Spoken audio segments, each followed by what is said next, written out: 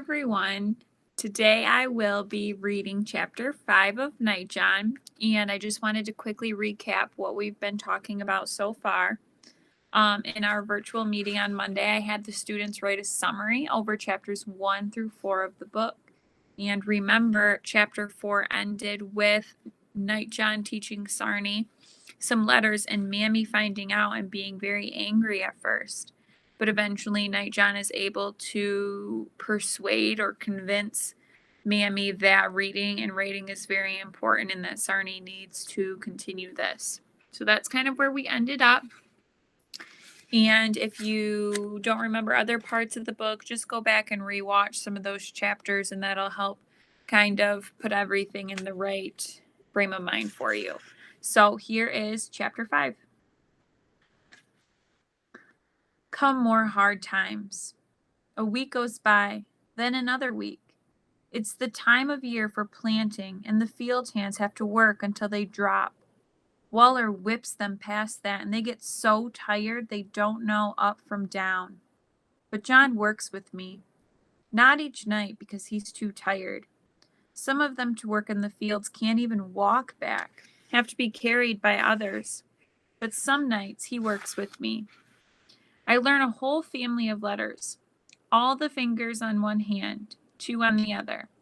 A, B, C, D, E, F, and G. He makes me to write them in the dirt and shows me how to take more than one of them and make a word, how the word is to be looking and how the word is to be sounding. Make it slow. Make the sound each time. First the letter, then the sound, then make it to meet the sound from the next letter. Write B, say it, then A, and say it, then G. Bag. And I make the word. First word. Bag. I make the word. I couldn't believe it. I came to make the word. Don't matter what the word is, what it means, just to make the word. The first word. That's what caused the trouble. Me and that first word. I was so excited to be making a word, I went everywhere and made the word.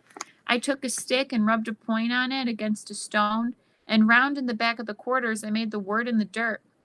Wrote bag, then said it, bag. I rubbed it out with my heel and wrote it in a new place, bag. Wrote it all over, bag, bag, bag. Each time I rubbed it out and moved to a new place, and I was just looking at it. Last time I wrote it, wondering if I could use other letters to make other words, thinking how to make another word when I hear the bull voice of Waller. What are you doing? A big hand grabbed the back of my shirt dress and dragged me up off my feet so I'd be hanging there. Tell me what you're doing. He was ugly, pale, white, maggot ugly, and I could smell his ugliness on him. White ugly. Stink of bad sweat and whiskey and smoke and fat food. I didn't say nothing. He shook me like a dog shaking a rat. I felt my eyes go to wobbling and I just about messed. I still didn't say a word. What are you scribbling in the dirt? I thought, I'll lie. Nothing. Something I saw in an old feed sack. I didn't know it was wrong to make it in the dirt. It looks like writing to me. Holds me up. Closer. Stink of his breath in my face. White stink. Pig stink. Don't know nothing about writing. He hit me then, beholding me with both hands, one on each shoulder so I'm facing him, and he quick drops one hand and hits me with his fist alongside the head as I fall. I saw lights, exploding colors. Don't lie to me. You tell me the truth of it and I'll let you off. Where did you learn to write? I don't know nothing about writing, I said again. I had dropped all the way down and I was sitting in the dirt looking up at him, but it put me in a bad place. Near his feet. Big boots. Black boots, but wrong kind of black. Bad black. Not good black like John, Mammy, me. My mind rolled around like a sick dog. He kicked me in the stomach. God damn you, don't you lie to me. I'll tie you to the spring house and get the truth out of you. I don't know nothing about writing. He kicked me again, but missed. First time I had grabbed my stomach. rolled away, and on the second kick I ran to get away, ran to the only place I knew, ran to the quarters, ran to Mammy. She be in the corner changing the grease and rag on Alice's back, and I ran to her dress and hid my head in the folds. What? She held my arm. What are you doing? Hiding from him. Who? Waller. But Waller, he owned it all. Wasn't no safe place. He owned all the land, owned the quarters, owned Mammy. He came into the quarters then and saw me and took me by the arm. He held me, but he looked at Mammy. Who was teaching her to read? Sir? Mammy gave him the big-eyed look. Look like she don't know nothing since she be born. Waller, he stood looking at her, breathing. Breath cut in, cut out like a saw cutting wood. I thought of the word, making the word. Bag. How making the word can cause all this, and I hated myself. All right, Waller said, if that's the way you want it. And he grabbed. Not me. I made the word, but he didn't grab me. He grabbed Mammy by the wrist and dragged her out of the quarters and across the dirt to the spring house and shackled her in the chain and bracelets on the wall. Then he left her there, hanging, and went to the house. I had followed them across to the spring house, and when he was gone, I went up to Mammy. He's going to whip you, I said. I was crying. She sighed, soft sound, and she looked up at the sun and the trees by the White House. Birds sure do sing nice, don't they? They make the prettiest sound. It's all my doings. I pulled at the chains, but they didn't give. I be making the word and forgot where I was, and he saw me, and now he's going to whip you. Her eyes came on me then. I was crying, but she wasn't. Her eyes came on me, and they were sharp, and her mouth was tight. He would have whipped me anyway someday. Some other reason would have come along. He loves to use the whip. John, I thought of him. John will stop him. She shook her head. He can't. No matter what he says, it won't stop Waller from whipping me. Now you go along and bring me some water when they ain't watching. He won't whip me until close on dark when everybody's back from the field to watch. The sun is hot, and I'll be getting a big thirst. Don't I get some water? I snucked Mammy water through the afternoon, and she hung there. The way the chains and bracelets were, she couldn't reach down to sit, so she had to stand.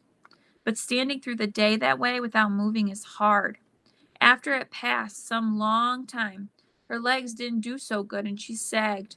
And come late in the day, she was most hanging on the chains. Her arms were up, and she was having to hurt. I stood and watched for a spell and cried some, but she stopped me. You take care of the young ones. Go now. They'll be dirty and stinking if you don't change the rags on them. You run along. I be fine. Took forever, waiting on the day. Mammy hanging that way. I thought once of running to the fields to tell John. Wouldn't do no good. Driver work in the fields, he see me coming, he just put me to work. They say if you can walk to the fields, you can work. So I be working and not here, and John couldn't do nothing anyway. They just keep him there no matter what I say. So nothing. Waller, he keep his white maggot own self in the White House all the day. Don't come out but once to see me standing by Mammy. The sun works across the sky, cooking her. I brought her water again and a piece of cornbread I'd been saving since morning food, but she shook her head. I'll just throw it up when he comes to whipping me. You go now. Get the rags ready for my back, and the salt. I can't. Yes, you can. Go do it. Finally, it came on to be dark, and the hands come in from the field. Part of the afternoon I had the young ones to make a trough of cold food, so they had enough to eat. They had to walk past the spring house, and they saw Mammy, but there wasn't nothing they could do. I went up to John and told him what had happened. Damn, he shook his head. I should have warned you about making words. I knew. I was just excited to be making my first word. I got to writing it in the dirt, and he caught me. Waller caught me. He's going to whip her. Mammy, going to whip her into rags. John didn't say anything. He looked to where Mammy hung on the spring house. His eyes were flat. Bastard. I was going to say more. Say, can you stop it? Can you say something? but I heard the door on the White House open and Waller came out. He made gas and spit like he just ate a big meal and walked across the yard. Stopped. "All of you get out here and watch." He bellowed like an old bull, then turned. Didn't go to the spring house and didn't have a whip. Instead, he went to the barn and went inside. Come out in a breath or two, and he was carrying a horse harness. He went to the buggy by the carriage shed and hooked the harness like he had a horse in it, except it was empty. Then he went back to the spring house, looked at Mammy. "You gonna tell me who's teaching them to read?" Mammy been hanging, but she stood now and gave him the big eye again. "I don't know nothing about reading or writing." "God damn you." He hit her with his fist. Then he unhooked her from the chains and ripped her clothes from off her body and dragged her naked to the harness. "Put it on. I feel like a ride in the buggy." Mammy put the collar around her neck, with the lines going back to the buggy. Stood there, looking up at the sky. I couldn't keep my eyes down, but the men did. They didn't look at her. They looked at the ground. Waller climbed into the buggy and sat in the seat. Excuse me. He reached under the footboard and come up with a whip. "Pull, damn you." The whip snaked out from the buggy seat like it was alive and flicked, and blood come on Mammy's shoulder. A big cut. She started pulling, but it wasn't good enough. She strained and heaved in the wagon. It moved, and Waller kept saying, "Faster, damn it, faster." And the whip come again and again, blood running down her back, the buggy moving across the yard, and I hear in back of me, "She don't know nothing. It was me that taught the girl the letters." I turned, and John was standing there. He had stepped forward, and he pointed to Mammy. "Let her be. She don't know nothing about it. It was all me." Waller looked at him the way a cat looks at a mouse caught in a corner. He smiled. Ugly smile. "Well, I might have guessed." He stepped down from the buggy and moved to John. "Why don't you just go over there and put yourself in those irons on the spring house wall?" I thought John wasn't going to do it. He held for 1, 2 blinks of my eyes. Waller had the whip in his left hand, coiled but ready. His right hand was on the butt of the big pistol in his belt. 2 blinks, then John moved. He walked to the spring house and put the bracelets on. He wasn't wearing a shirt, and when he turned his back, the sun caught the scars from the old whippings, rippled and rigid. There's nowhere for the whip to hit, I thought. Can't hit nothing new. No new meat. Stupid, the way my thinking worked. But Waller, he wasn't set for whipping. He made one of the field hands to fetch the stump used for chopping the heads off chickens. Sent another hand to the blacksmith lean-to for a wide chisel and a hammer. Then he turned to us, all standing, watching. I had moved to Mammy, but she shook her head, stood. "It is wrong to learn to read." Waller's voice loud, bouncing off the buildings. "It is against the law for you to read. To know any letters, to know any counting is wrong. Punishment, according to the law, is removal of an extremity." We don't know all the words. Never heard extremity before, but we don't need to know. Waller had 2 field hands to hold one of John's feet on the block. He put the chisel to the middle toe and swung the hammer. Thunk. The toe came off clean, jumped away from the chisel and fell in the dirt, blood squirting out all over the block. John, he jerked the foot so hard it knocked one of the field hands over. But quiet. Not even a grunt out of him. He didn't look down either. Just kept staring off into the fields next to the spring house. Other foot. Waller spit and wiped the chisel off on the stump. The 2 field hands grabbed John's left leg. The one next to the wall of the spring house, his name is Robe.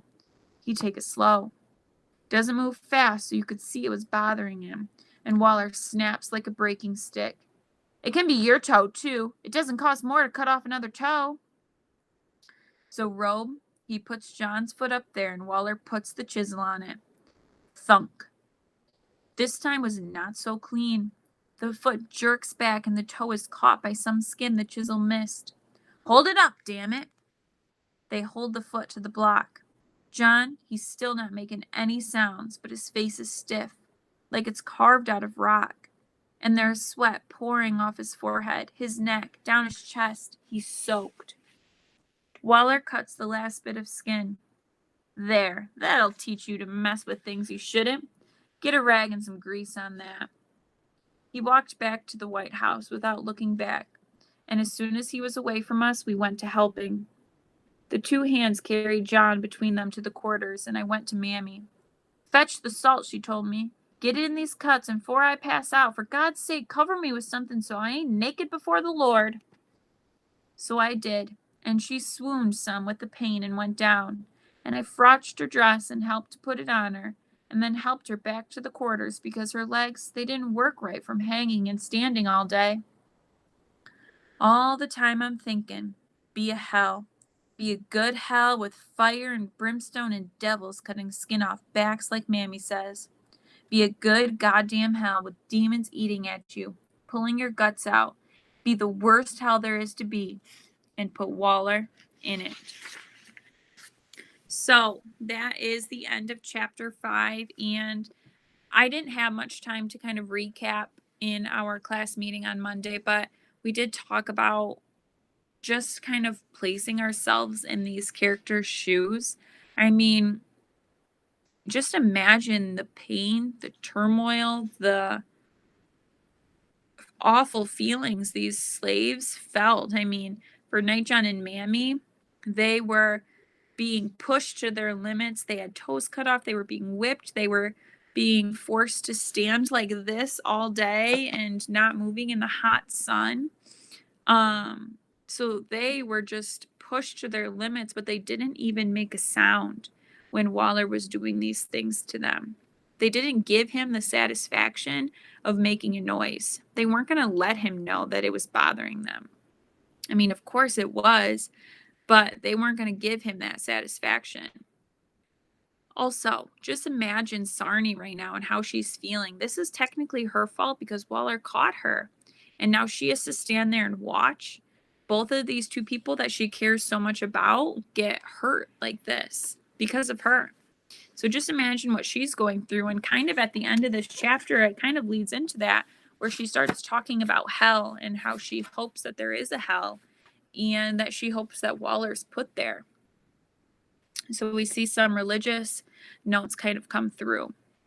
The other thing was just to kind of imagine yourself being the other slaves watching or even holding Nightjohn's feet down. Those slaves, they had to do that, and they knew what was going to happen, but if they didn't, they were going to be beaten or limbs cut off or whatever. So lots of different feelings, I think, and images kind of going through our brain, but just sitting there and reflecting back on that, I think it definitely resonates with you and you think differently about a lot of things. This was all over reading. We read every single day. We read books, we read social media posts, we read articles, we read what's on the TV, right? If you're scrolling through Netflix or Hulu or whatever, you read the little descriptions about what a show is about to see if you want to watch it.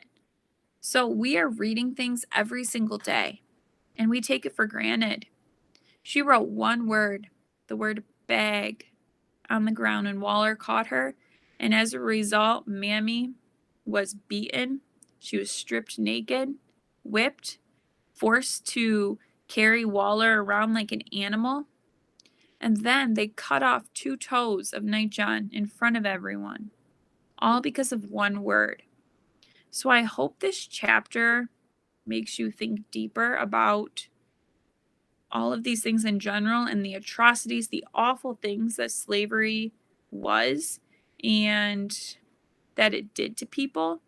So with that, I'm going to end it. There is an assignment posted on Google Classroom, and it's just a few discussion questions. You only pick one and then write 5 sentences on it. But that is all in Google Classroom. So if you have any questions, feel free to email me. But for now, I'll see you later.